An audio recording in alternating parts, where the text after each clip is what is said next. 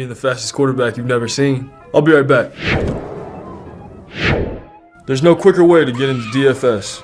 Play Super Draft today and see for yourself.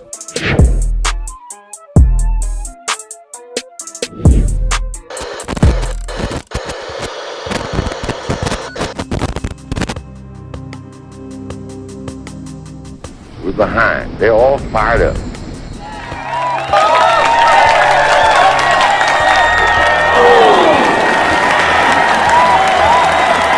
What we got to do? First place, our defense has got to go out there and take the ball.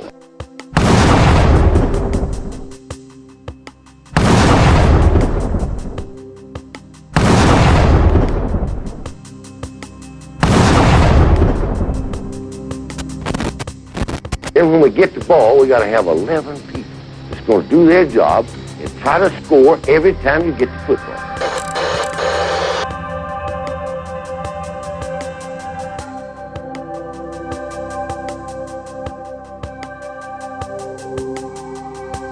If we do that, we'll be all right. That will be all right.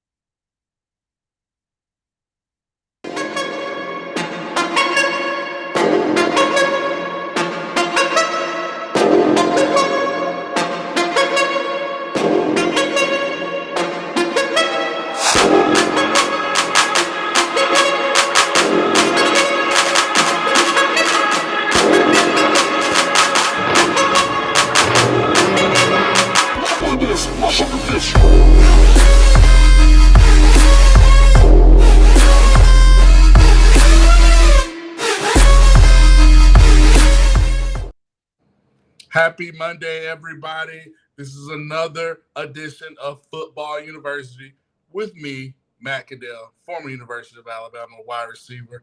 RTR to all the Bama fans. This is the show where we talk anything and everything football. And yes, I mentioned RTR earlier. We find a way to bring it back to Alabama, to the Crimson Tide, the Bama Nation. So RTR to all the Bama fans in the student section. We got we got a big show. We got a big lineup tonight. We're going to discuss everything. We're going to discuss the new additions from the transfer portal, Jalen Key, as well as Amos from Louisiana. We're going to discuss that. We're going to discuss Alabama's football team, the offseason things I'm noticing, and we're going to talk just everything, anything sports. And so we're going to talk SEC football. This is what we do here at Football University. And let's get started. I try to be the professor for you. So let's get it started. So, yes, hope everybody had a wonderful Mother's Day yesterday. Hope everybody enjoyed their families. So we're going to get it started. And I want to start with my first topic. We're talking about the new guys, the new additions to the Alabama football program. We just now, Coach Saban made another move where he upgraded his defensive roster, losing Jacquizz Robinson as well as Traquan Fagans to USC. He was able to go out there and add Trey Amos, the quarterback, defensive back from University of Louisiana, as well as Jalen Key from down the road in Birmingham, Alabama, from UAB, a savvy veteran that gives us a lot of experience. And so to me, this goes on to show me that Coach Saban is not wasting any time when it comes to winning a national championship. Him adding Amos as well as Key ups the ante on the defensive end. And I feel like this is really going to help Alabama have an elite level defense with elite level talent, with elite level depth at the defensive secondary. You have the leadership of Kevin Steele, his schemes, his plans, how he likes to attack offenses is very effective with T-Rob and Coach Saban. Let's shout out Coach Saban and T-Rob, Coach Travis Robertson. They are trying to do a master plan when it comes to their secondary. So great pickups, like Nick Saban Jr. said, Trey Amos, Jalen Key. I think, listen, Jalen Key having the addition, you saw some of his highlights coming from UAB. He is a key addition to really solidify this defense to have different variations. We're going to be very multiple on the defensive end, really confusing defenses, really, having SEC quality depth to do different things. Game plan is going to probably change, from week to week with the talent that we have, the depth that we have. You look at a Kool-Aid, Terrion Arnold, Earl Little, who I think kind of solidified himself at that star position. But this does offer us to get different type of variations, rotate, and really put the best 5 or 6 secondary guys on the field for this defense. So I wanted to talk about that. I think this is great addition. This is great quality depth that we've added to our defensive room, and it just makes us even that much more, powerful. Like you said right there, Stephen Hicks, Bama is becoming a powerhouse. So since Stephen Hicks started us off, shouts out to everybody in the student section. Let's pause right there. Let's go to the student section. A lot of people talking about different fan bases, and we're going to talk about it here at Football University. Got a lot of RTRs. But yeah, I do think these additions are great. Having Amos as well as Jalen Key, and I feel like, to go back to this topic, you look at having the addition of Amos, the skill set that he has. He does have experience.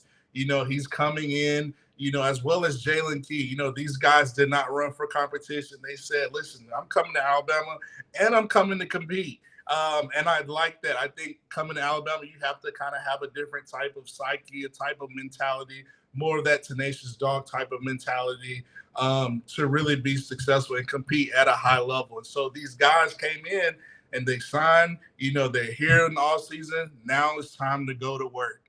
We've got you here, you've committed.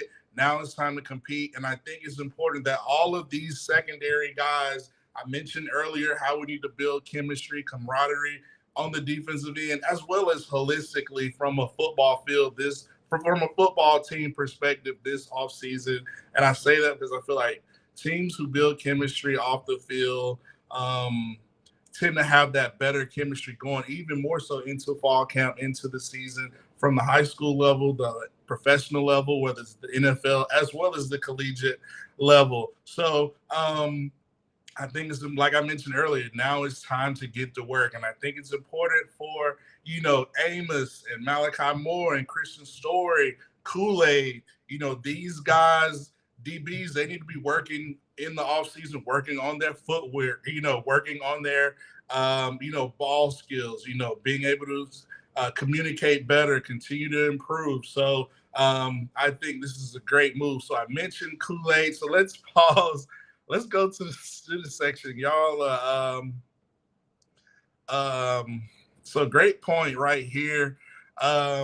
Great point right here from Nick Saban Jr. He says, who do you think can be the most impactful transfer on the defensive side? Man, impactful. That is a great question. I think it's going to be between Key as well as Amos. Right now, I just think if I had to pick, I might say Jalen Key. I mean, his experience playing at the safety position. I mean, you compare him with a Malachi Moore, with a Caleb Downs, with a Christian Story. You can have a different variations for different type of personnel groupings, down and distance, nickel package, dime package. We saw what Malachi Moore did. We know what Caleb Downs is going to do. I mentioned Earl Little. I mentioned Kool-Aid, who I will discuss here shortly, and Terry R. Arnold. I think this secondary, as I mentioned last week at Football University, I think the secondary has potential, defensively has the potential to be very elite, historically elite. So with this addition, having Jalen Key, to answer your question, Nick Saban Jr., I think I'm going to roll with Jalen Key, and I think this puts a lot of fire on Malachi Moore, Christian Story. I mean, you look at this guy, his tape. Malachi Moore, I feel like these guys need to work together as a unit to be just locked down. Like nobody's getting into passes. We're getting pass breakups. We're getting turnovers. We're getting interceptions. We're making tackles. We're being physical. I do think Key, with the looking at his film from UAB, how he played against LSU last year in Death Valley, making plays on the ball, being able to, he can play down in the box, up high. My mind can only imagine how Coach T. Rob and Coach Saban are, looking like, man, we can do so many multiple variations and still keep it consistent and still have great quality depth at the safety position. So I'm gonna go with Jalen Key to answer your question. And great point right here, Nick Saban Jr. Shouts out to Nick Saban Jr. on the Special Teams podcast. He does an amazing job. Great job here at CTS. As always, all the guys here at CTS-Sports Room. But we're talking football university. And Nick Saban Jr. said, you can't forget Justin Jefferson. You cannot forget Justin Jefferson because me personally, I call Justin Jefferson Weapon X. And I make that comparison. You look at, I like superheroes, DC Comics, Marvel Comics. And, he's kind of like a Weapon X. The guy that, he's kind of in the lab. He could do it all. I mean, this guy's physical at a point of attack. Listen, he can play in the box, out the box. He can be a safety at the next level. He can be a linebacker. Like, he can do so many things, and he is physical. So, listen, Justin Jefferson, he's going to be that guy on the defensive ends. Listen, so great point there by Nick Saban Jr. I do think he is Weapon X. Let's see. Stephen Hicks says, excuse me, Steele is going to make our defense scary. Yeah, I do think Coach Steele, I mentioned earlier, his fundamentals, his scheme. I mean, we just needed somebody, I saw coming from Pete Golden's defense and him and Bill O'Brien, the regime, having the addition of Tommy Reese, but Kevin Steele on the defensive end. You saw him, his leadership, the drills, Robert Bala. I think it really helps bring out a new type of mentality from our defensive coaches, as well as the culture on the defensive end, being physical. And listen, for what I saw, Coach Steele is like sitting there enjoying it because he's able to just have so many multiple talent on the defensive end. You look at Quay Russaw, you look at Tim Smith at the defensive line, Jaheim Otis, Dallas Turner, who I think needs to have, this is his money year this year, Chris Baswell, who we haven't talked about a lot. We mentioned the linebackers. We're multiple. Lawson, Jahai Campbell, we can do so much on the defensive end. And I think with Kevin Steele, he's going to just, put up the dream team on the defensive end and just be able to have not only the dream team, but dream team depth and be multiple from the second team players as well. So second and twos and threes as well. So it's going to be exciting. So I'm glad you brought that up, Stephen Hicks. So, listen, Nick Saban Jr. is on a roll. Besides Caleb Downs, who do you see as one of the young guys getting some playing time in the secondary? I'm glad you mentioned it. To me, Caleb Downs, the talent out of the talent out of Mill Creek, Georgia. To me, I feel like he is, Ed Reed 2.0. I think this guy has it. He is an elite talent. But I think, another young guy to me is Earl Little. I think Earl Little Jr., I think he's in his right position, playing at that star money position on the inside. Listen, the guy has great ball skills. I think he's kind of a cross. I think he has about 40% Minka Fitzpatrick in him. I think he's got about 20% of Patrick Surtain in him.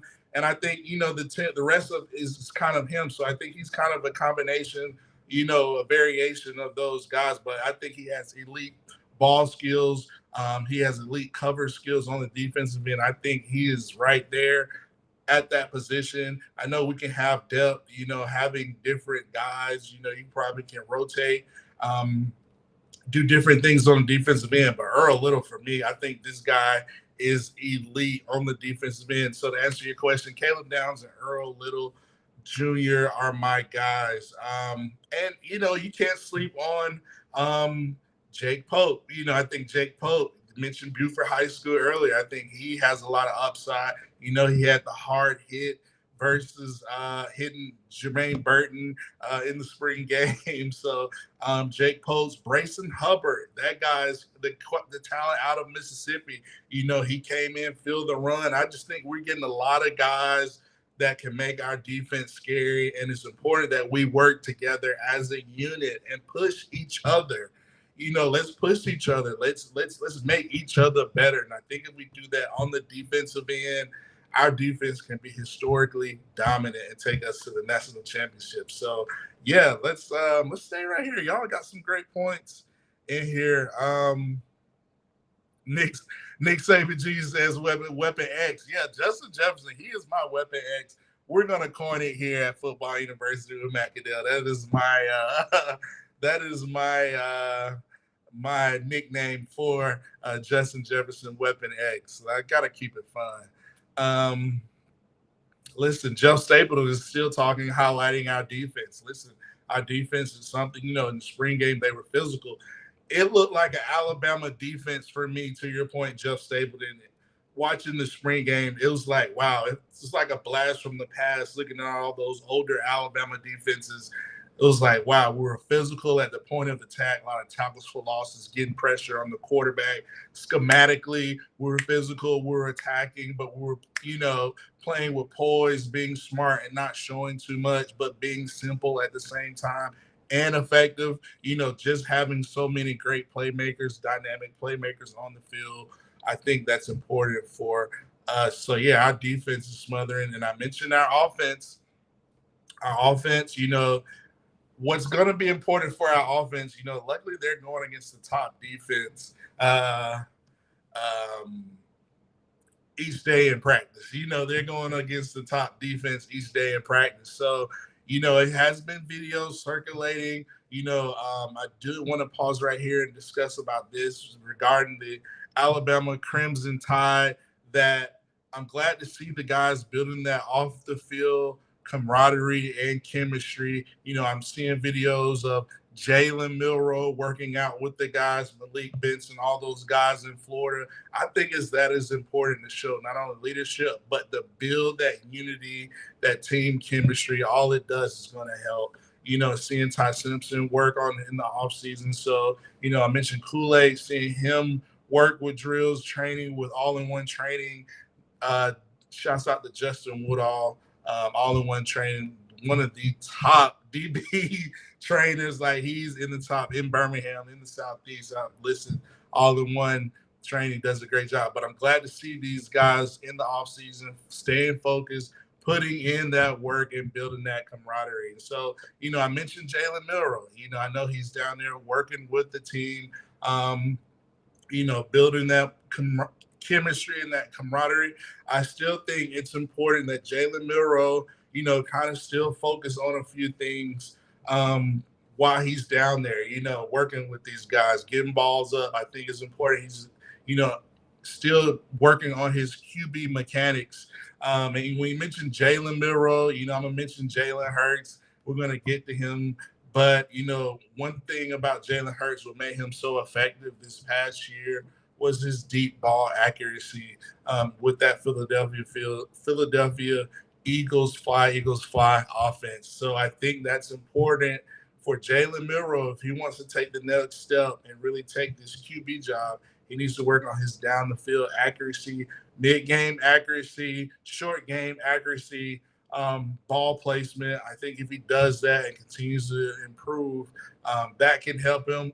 And, I'm going to say Ty Simpson too. He needs to continue to work on that as well all the quarterbacks, Lonigan, as well as Buchner and Holstein. But, ball accuracy is going to be important. I think leadership, having galvanizing guys, guys are not, if they're not, going 100%, you need to be on them. You need to make sure we're taking it down the field. We're converting first downs. We're getting in the right play. You look at Alabama former quarterbacks. I mentioned Jalen Hurts, but you look at A.J. McCarron, who I feel like doesn't get enough talked about how great he was, 2-time national championship. but the way how he played the quarterback position, being fierce, being demanding, making sure, he got into it with Barrett Jones in the national championship versus Notre Dame up like 30. So that just shows you what type of mentality. And I think we kind of need that type of characteristics with our quarterback, whether it's Milroe, whether it's Ty Simpson, or Tyler Buechner or Lonergan or whoever. Our quarterback needs to be able to take that type of leadership, that type of ownership, that type of command of the offense. So Milroe, all quarterbacks need to work on down the field accuracy, ball placement accuracy, but taking command of the offense and making sure we have the best offensive unit in the SEC, and we're winning, dominating games. So I wanted to talk about that. Let's go back to the student section before I go back to my next. Just able to say, players got to step up. QBs can't do everything. QBs can't do everything, but from our offense, I think we put a lot on our quarterbacks. For them to be successful, they have to be like a coach on the field where we have to get in the right play. We have to know what's coming in. We need to get in the right front, whether it's a pass play or run play. We need to get in the right run fit, pass protection, making the right adjustments at the line of scrimmage, pre-snap read. Even when the play break down, how do we handle little things, So how do we handle pressure, blitzes, not turn the ball over, talking about that down the field accuracy. And to your point, Joe Saban, players got to step up. And I think, the quarterback that takes the leadership, takes the command, builds that rapport, throwing the ball with accuracy. And our receivers are working on catching the ball, working on routes, the intricacies of route running, hand-eye coordination, looking the ball in, catching the ball and seeing the ball in traffic, different type of footwork drills, agility ball drills, catching the ball, protecting the ball. I think to your point, Jeff Stapleton, yes, a lot of other players need to step up as well. And so I hope that the team is doing that this offseason, working together. So y'all are on a roll. Brock says, Earl Little, yes, he is the guy. Lori Cadell says, and be consistent with it. Yeah, you have to be consistent. Consistency is key. To the point, you have to be consistent with ball placement, accuracy, getting us in the right play, taking command. You want to be a leader. I mentioned A.J. McCarron. I'm thinking about Tyler Buechner, the transfer from Notre Dame. I think that, if I could have a wish list for him, I had a wish list last week for Ty Simpson. I would want him to be more like Joe Burrow, Jalen Milroe, if he could be more so like Hurts as far as, continue to develop, improve on his, down the field accuracy, quarterback mechanics, throwing the ball, getting it out quickly, ball placement, playing within a scheme or system that, having that leadership, taking command. That's what I want the wish list for Milroe. Now, Tyler Buechner, the transfer from Notre Dame, looking at him, he's athletic, he might not wow people, but if I had a wish list for him, it would be for him to be kind of like Jake Coker, kind of like a savvy veteran guy with experience who has talent. But Jake Coker, man, we know this guy. Jake's a great guy. But, man, when he played quarterback, they had the controversy versus the Ole Miss game. We ended up winning that national championship that year versus Clemson with Jake Coker. How he took over the leadership. If Tyler Buechner, if he has a wish list that I want for him, this is what we do here at Football University. I want him to be more like Jake Coker, like a savvy veteran, take ownership, take command of the offense, and distribute the ball. Like Jake Coker, we played Georgia that next week or something after that Ole Miss loss, and we destroyed Georgia, and we got into the right play. Cal Coker was hitting Ridley open. Derrick Henry was rolling. It was raining. We were in Athens, and the defense was just physical. So I think, whoever the quarterback is, be like Coker. If it's Buechner, take ownership and be dominant and distribute the ball accurately, get us in the right play, convert first downs, don't turn the ball over, and let's dominate. Let's go win. Let's make it happen. other people around you better. That's what I think is going to be key for this team to go the next level. And we can win number 19. We can say roll tide to number 19, 90 national championship. So listen, let's stay in the student section. Listen, a lot of Earl Little love. Listen, Earl Little is elite, man. I think he is elite at that star position. I mean, the guy has elite ball skills. He knows how to, really play with the receivers. I mentioned the intricacies, the details, the savviness, really setting up offensive receivers, really baiting QBs, breaking on the ball, at the right time. I think Earl Little is elite. I think he is elite. So let's stay in the student section. Jeff Saban, I love this comment. Listen, this just shows you, and I love the student section. Y'all always find a way to bring me back to my next topic. We're going to talk about Devontae Smith, Smitty as they call him, the Heisman Trophy winner, the first-round pick for the Philadelphia Eagles, who is another all-pro receiver, should have made the Pro Bowl.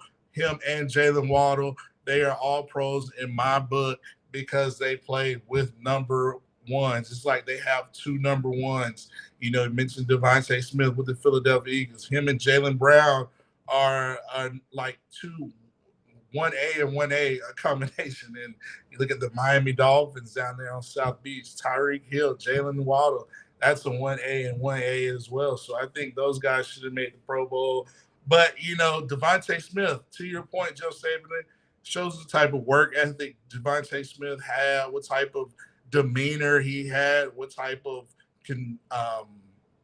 wanting to be the best, the mentality to continue to improve, continue to put in the work. This guy would catch 100 passes after practice from the jug machine. So that just shows you, and he had the best hands. He's one of the best receivers in the NFL. So, if I can give a message to our young receivers, if they're turning into football university, like mimic the greats, look at Kobe Bryant, he mimicked Jordan, So if you're a young receiver, and you don't have like the best hands, work on your game after practice.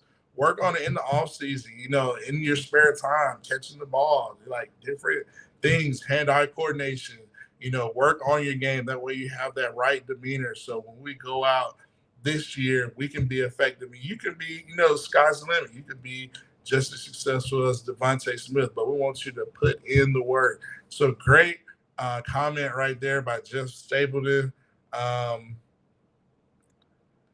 Great question. Nick Saban Jr. always come with the great content, the great questions, content. Like I said, Nick Saban Jr.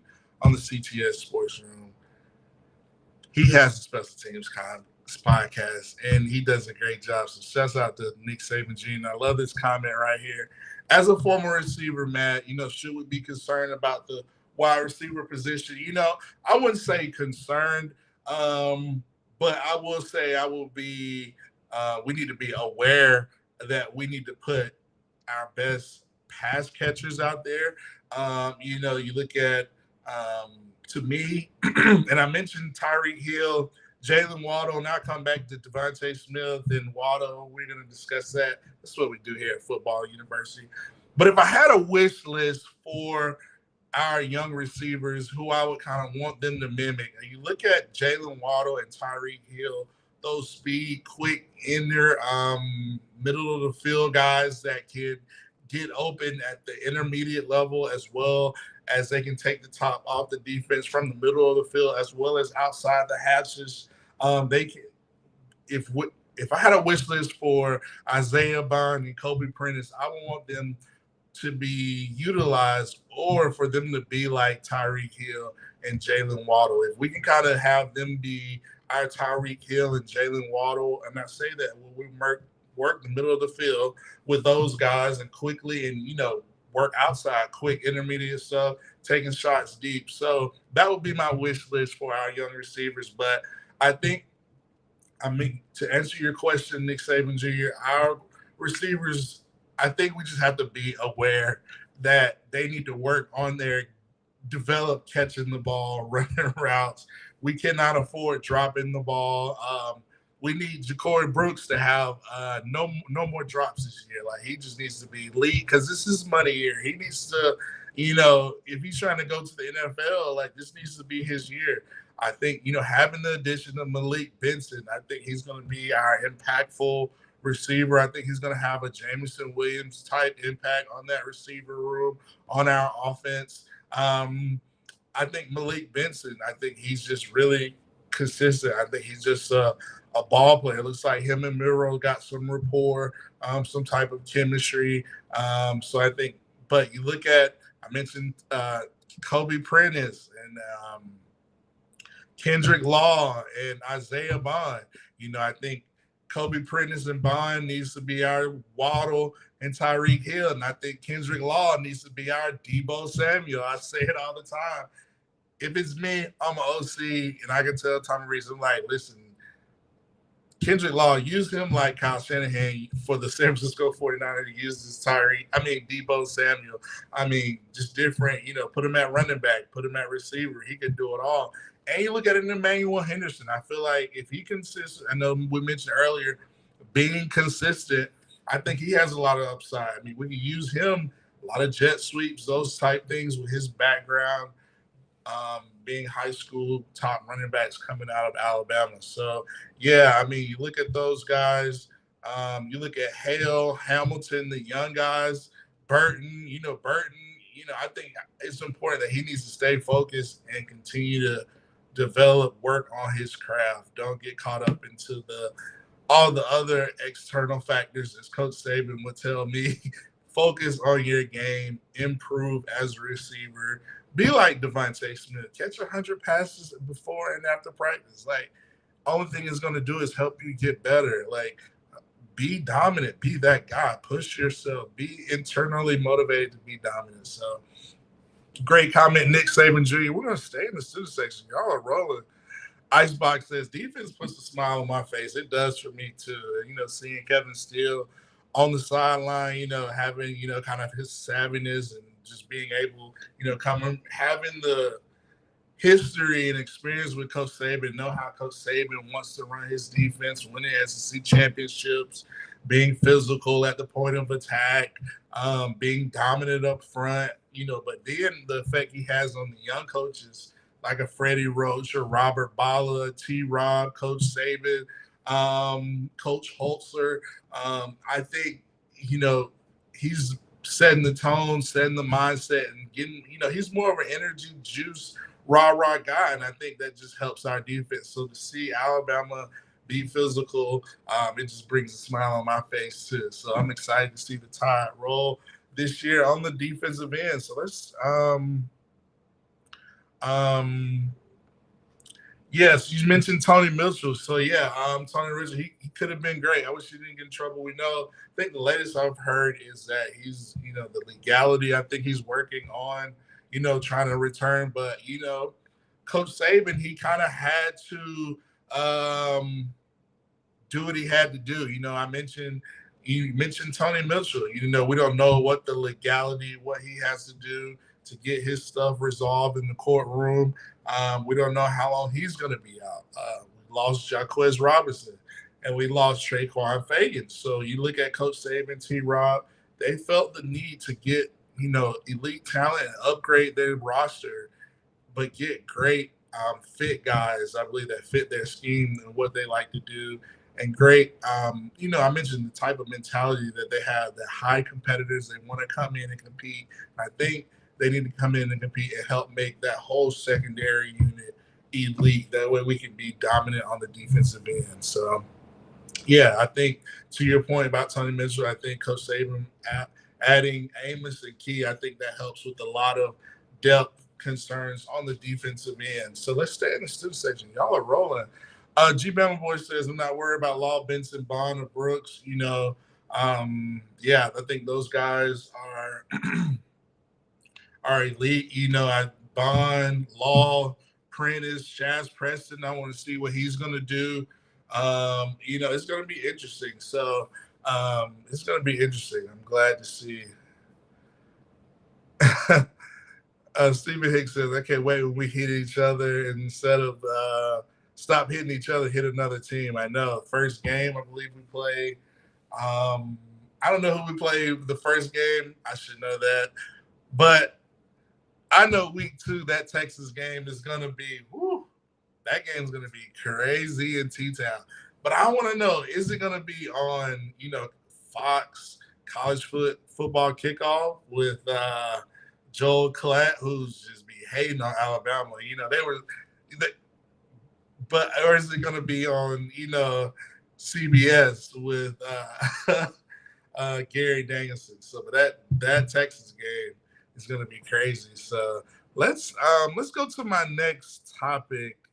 Oh, Nick Saban Jr. says hit that like button. So let's go to my next topic. And so we discussed, the addition of Trey Amos, and Jalen Key. How I think as a unit, the defensive unit needs to continue to improve, get better. So I want to talk about, I mentioned the effect that he has on, the secondary. I think it really helps. I feel like Malachi Moore and Christian Stewart, they really have to step their game up, really to push to be that much more dominant on the field, and make sure they're in the rotation. And so I think you look at, I want people to not sleep. I know Stephen Hicks has some good comments. I want to say, do not sleep on Desmond Ricks, the talent out of Florida, IMG. I think he's a young guy. He can make some strides. And Antonio Kite, too. I think they have a lot of depth as well. So I think encompassing, I think this is going to help improve our defense. So I want to talk about that. And I want to talk about Kool-Aid, since we're talking about our defensive secondary. Kool-Aid McKinstry, I think he kind of went viral last week. He was, he's from Birmingham, playing at Penson Valley, winning the state championship, elite talent, all-state receiver, all-state DB, all-state basketball. I mean, just elite talent. Kool-Aid McKinstry, we call him Kool-Aid, but he was at A.H. Parker, speaking to those young guys, and we know all the talent Parker High School has up there in Birmingham, Alabama. But he was speaking, but he gave a viral speech. I mean, if I could encourage any young guy, he was just talking about, doing your best. And he was like, he came back and he says, man, you guys got to practice hard. Like, I gave it my 100% every day, every practice. And he's like, you got to be attentive. You got to be a leader. So I just want to highlight Kool-Aid for that, man, because, to give those young guys some words of advice, but just shows you the type of mentality Kool-Aid plays with. And I think it shows those young guys what type of mentality you got to have to play elite, dominant football in the SEC level, especially at Alabama. So Kool-Aid, man, he's going to be, to me, the top cornerback off the board. But I love to hear the things that he talked about, playing hard, communicating with the defense, making sure y'all are on the page, and all on the same page. So I got to shout out Kool-Aid. And listen, speaking of Kool-Aid, it's on Twitter yesterday, Tennessee fans were talking about the Bama-Tennessee game. And I'm like, I still think that was the interception versus Tennessee. The referee called through the flag when Kool-Aid was on the other 40-yard line. I'm just saying, I don't understand it. So shouts out to Kool-Aid. Bounce back this year.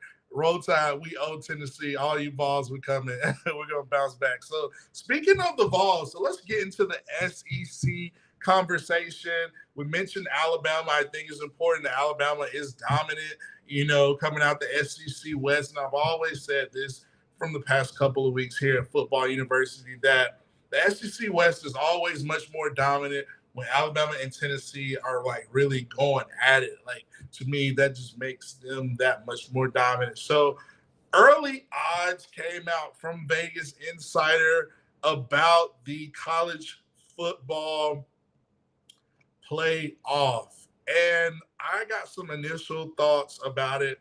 So early initial odds, Vegas Insider and the national championship odds. They have Georgia number 1 plus 220. Alabama number 2 at plus 600. Ohio State, then Michigan, then Southern California, Lincoln Riley, and LSU. So LSU is 2, 4, 6. LSU is 6, and Florida State right after that at number 7, and Clemson at number 8, Penn State at 9, Texas at 10, and then Tennessee, Notre Dame, Oregon, and Washington all tied up at 11. I want to say this. Alabama, I'm glad Alabama's not number 1. I'm glad we don't have the best odds. I hope they just continue to doubt Alabama. I hope Alabama finishes number 1. But I think you have to put some respect. I mentioned Alabama, LSU, and the SEC West. Brian Kelly, I mentioned last week. Jaden Daniels coming back, being year 2 in that system. Listen, I don't think a lot of people are talking about how good LSU is going to be this year. Like, they are really good. So for them to be at number 6, me personally, this is maybe Football University, maybe a little bit SEC bias. I think they should be a little bit higher. I think they should be probably higher than SC and Michigan. I would kind of put them my number 5 team. I would probably push Florida State behind them as well. And so I want to say that, listen, do not sleep on LSU. Do not sleep on LSU. And also, I put in my notes, do not sleep on Tennessee. For Tennessee to be number 11, listen, Tennessee, Josh Heupel. I mentioned the third Saturday in October. Mentioned the Vols earlier about the pick that Kool-Aid should have had. But listen, Milton's their quarterback. They got Limavela, the quarterback, the gunslinger out of California. Josh Heupel, his momentum, his offensive scheme. Listen, they won their bowl game. I feel like teams that win their bowl game have a lot of momentum going into the next season. And they won their bowl game with Milton as the quarterback. Hidden Hooker was recovering. He didn't play in his bowl game. So listen, they did beat Clemson, in that bowl game, and Clemson was coming off of, winning that ACC championship, I believe. So do not sleep on Tennessee. I feel like a lot of people are sleeping on Tennessee. I think, they have a lot of momentum, and I just want Alabama to beat Tennessee. But listen, don't sleep on LSU or Tennessee. I feel like with these early odds from Vegas Insider, I think just right off the bat, LSU, I believe, should be higher. Don't sleep at Tennessee. I mean, I think they should be a lot higher. They beat Clemson last year, so Texas at 10, I don't know. Penn State, I don't know. I don't know if Texas is going to have the strength of schedule. But Florida State is another team. Speaking of the ACC, I mentioned my team in the SEC. I think it's going to be LSU. Don't sleep on South Carolina. South Carolina, Spencer Rattler coming back, Shane Beamer. I think I mentioned Tennessee earlier, and obviously Georgia. I think that's kind of the 3-headed race coming out the SEC East. And I think in the SEC West, it's 2-headed race, Alabama, LSU. So, yeah, don't sleep on South Carolina. Don't sleep on LSU. I mentioned don't sleep on Tennessee. Now I'm going to the ACC. I mentioned Clemson earlier, and I mentioned Florida State. I think Florida State, they have potential to make it in the playoff this year. I think they're going to be good. I think they have a lot of, veteran leadership coming back. I think they're going to be good coming out the ACC. I feel like Clemson is going to be competitive as well, i.e. having the addition of Garrett Riley. It's going to be an interesting matchup having to see, the new OCs with former national championship national championship coaches. You look at Coach Saban with the addition of Tommy Rees coming from Notre Dame. You look at Dabo Swinney getting Garrett Riley from TCU, changing his offensive attack, so it's going to be interesting. And I mentioned those OCs, and I know that Georgia has the biggest odds, and there's been a lot of talk between Georgia fans and Alabama fans.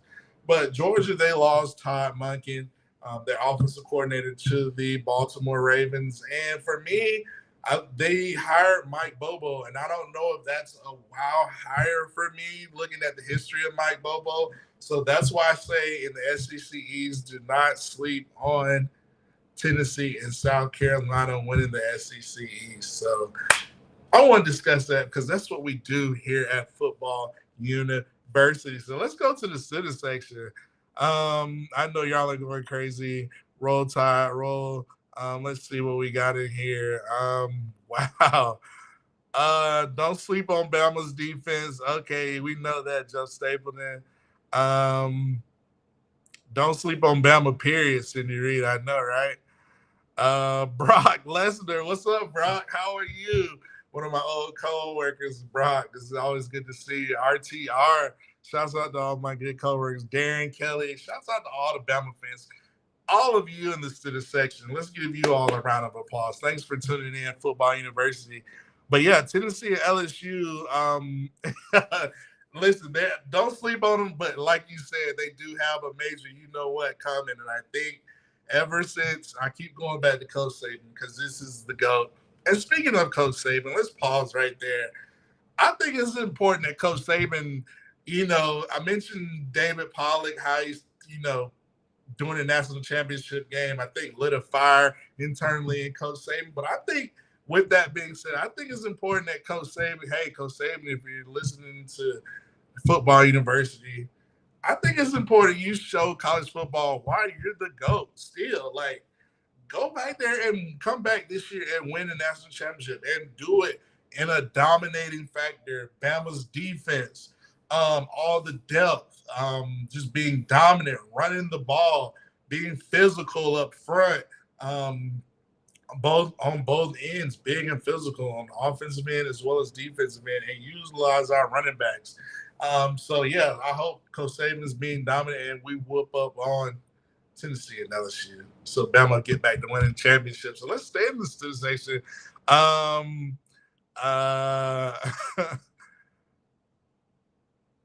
George Lambert says, I hate having to play Auburn and Jordan Hare. Weird stuff happens at that place. Yeah, I don't like to go down there per se because last time I was in Auburn was for the Kick Six game, and I said I'm not going back to another Iron Bowl. But that's neither here nor there. But to your point, a lot of Bama fans don't like it when we go to Jordan Hare. But I feel like that makes the Iron Bowl victory that much more sweeter whenever we win in Auburn, in Jordan Hare, because Auburn always do some funky, weird stuff.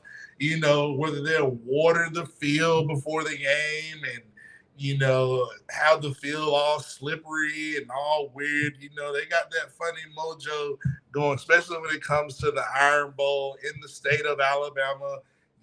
That intense rivalry. But, Auburn, they got Hugh Freeze. So it's going to be interesting. I'd like to our point, Bama's defense got to be able to be road dominant, and be dominant and just win the game. So let's pause right there. So let's stay. We're talking about Bama's defense, and we talk college football. I gave you my thoughts. I want to discuss my next topic here shortly. I mentioned how Alabama's defense is going to be very nasty. Alabama's defense is going to be very nasty. As you say, don't sleep on Bama's defense. It's going to be very nasty. It's going to be scary hours, especially with the addition of Kia Amos. We're going to be able to have multiple variations. I talked about the depth.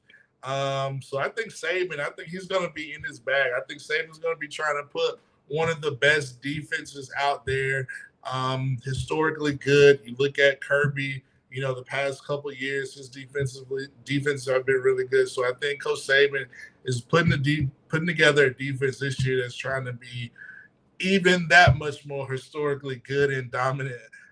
So I wanted to discuss why Alabama's secondary needs to be dominant and don't sleep on Bama's defense, because we're going against some effective offenses. I mentioned that Texas game week 2. We know Sark, him being our former offensive coordinator. Listen, Texas has a lot of good offensive weapons.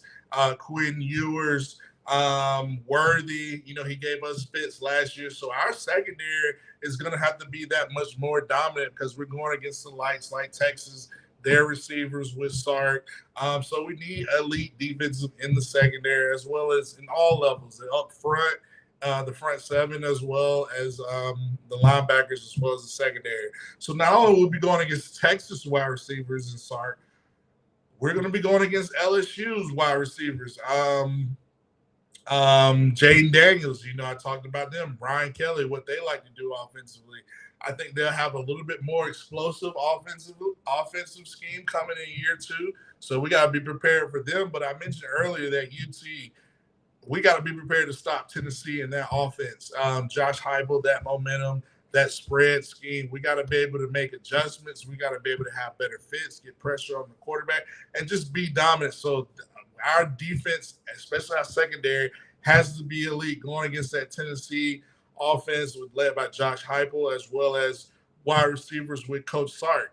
And I mentioned LSU wide receivers, and always having to play in the SEC West, whether it's Jimbo Fisher in College Station, having to go there, having to go against Lane Kiffin at Ole Miss. I mentioned Coach Hugh Freeze in the SEC West, having to go to Jordan Hare. So it's a reason Coach Saban is putting together all this elite SEC quality depth on the defensive secondary, because we're going against elite offenses, whether it's UT, Texas, Ole Miss, whoever, LSU. I mean, we've got to come with this. So let's pause. Let's stay in the let's go to the comment section. Let's see what y'all are saying.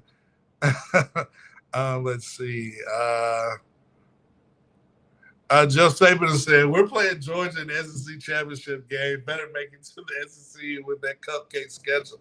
Speaking of cupcake schedule, I'm sorry, Georgia, I get it. You know what I'm saying? I we get a lot of banter between Georgia and Alabama fans, and it's all fun. Georgia, listen, kudos to Georgia. Y'all won back-to-back national championships. It's nothing I cannot say, kudos to you. Y'all got it. But I'm just hoping that Alabama makes it to the SEC championship, and I hope that we get to play you guys. So I cannot wait for that. So, but yeah, speaking of Georgia and that schedule, it's just really, what was I going to say? I had it written down. Sorry. But yeah, I just think Georgia's schedule is so much. Alabama stat came out, and I mentioned the top 13 odds for the college football playoffs. Alabama is playing at least 4 of the top 13 teams, while Georgia does not have to play hardly any. They only have to play, I believe, Tennessee, maybe South Carolina. Whereas Alabama, we got to play LSU. We got to play Texas, who's at number 8. We've got to play so many more. We got to play Tennessee. So our schedule is a little bit more tougher. So to your point, Joe Stapleton, our schedule, but that's how I want it. That's the only way. To me, that's what separates Alabama from Georgia. We go through that fire. We want it like that. So that's what makes Alabama unique to college football. So let's say in the student section, Stephen Hicks says our linebackers need to get to that quarterback. Let's see what y'all are saying. Yeah. So we mentioned our defense, Alabama football, and this is what we do at Football University. I found a way to, whether it's sports, I found a way to bring it back to Alabama Football University. So the NBA playoffs are going on, and you have, the Lakers and the Warriors, and the Lakers beat the Warriors, and Embiid, the MVP, going against the Celtics, and Jason Tatum and Jalen Brown, and them beating the Sixers, and the Miami Heat, Jimmy Butler, and Jokic, the Joker for the Denver Nuggets. And it got me thinking about the parallels between NBA playoffs, the teams that are being successful, and what Alabama football needs to do to be successful. And, you look at the NBA Western Conference Finals, you got Jokic, and you got the Denver Nuggets going against the LA Lakers. The Lakers have Anthony Davis. The Denver Nuggets have Jokic. They have bigs. So to me, I was making parallels talking about Alabama's football team. We've got to win up front with our bigs. We've got to use our offensive line. Our defensive line's got to be physical. So we've got to win with our bigs up front. And whether it's whether it's Jokic, whether it's Davis, whether it's Bam Adebayo from Miami Heat, or Joel Embiid. So we got to use when our bigs win up front, being physical on the offensive line, on the defensive line, in the trenches, being dominant on the line of scrimmage. That way we can get easy buckets or easy yardage with our heap of running backs that we have. We can just pound the game and wear down defenses. So I think it's important that Alabama can take what they can take from the NBA playoffs. We need to utilize our bigs. We need to utilize our Anthony Davises, our Jokic's, our offensive lines, our Proctors, our Lathams, all those guys is being super dominant. So, we need to use our bigs. Ooh, we got some NBA playoffs fans in here. Lakers in 6. Lakers in 6. Yeah, to your point, 6. So I think, like I mentioned earlier, Saban is getting SEC quality depth to have a powerhouse on the defensive end as well as offensively. That way we can be multiple on so many levels. So, so let's get to mine.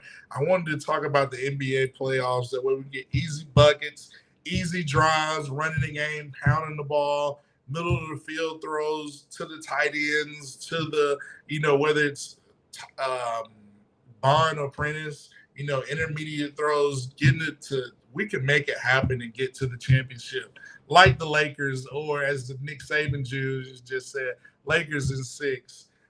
So let's go. So speaking about the NBA playoffs, and we know when it comes to the NBA playoffs and you make it the parallels to Alabama football, college football in general, the Lakers, the championship history, having the most championships in the NBA, Alabama football having the most championships in college football. I'm like, Alabama, the Lakers, they're kind of the same. Alabama's kind of the LA Lakers of college football when it comes to college football, especially in the SEC. And it got me thinking, they just beat the Warriors. And I was like, who was the new Warriors? At one point, everybody thought it was going to be Clemson when they won their second national championship. Is it going to be Georgia?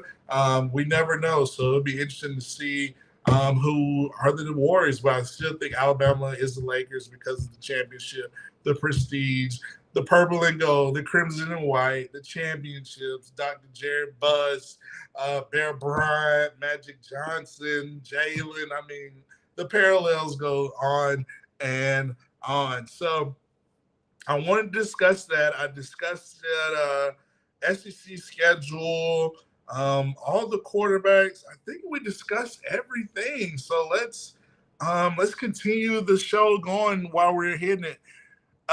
Laura Cadell says, it's not Georgia this week. No. Ooh, shots are being fired. I love to see it.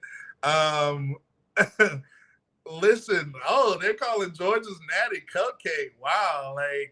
Listen, I'm just saying this year's schedule, Alabama's schedule's got to be a lot better. And speaking of schedules, and I'm glad y'all brought up this point, you look at the NFL schedule release. You look at all the excitement that they had with the NFL schedule release, and it made me think, I think that's something not only the SEC, but if I'm the SEC commissioner, I'm looking at how the NFL does their schedule release. It's a big event, and you don't know who you're going to play, but they got a good formula. And I think with the 12-team playoff coming in 24, with the SEC having the addition of Texas and Oklahoma, I think it's important. Maybe we kind of have a schedule release, and that way we can get some SEC parity. That way Alabama won't be playing, I don't mind having a tough schedule, but we can have more of a parity within the conference, maybe have a 9-game schedule, all SEC schedule.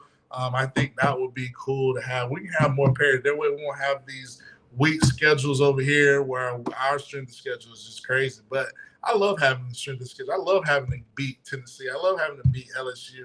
I love having to beat Auburn. I love having to win the SEC West because that's what makes Alabama and just separates Alabama from Georgia. So it is what it is. So But yeah, I think the NFL can do, and the SEC could be like the NFL and do the schedule release. So we're winding it down. I wanted to discuss this real quick with the NFL schedule release.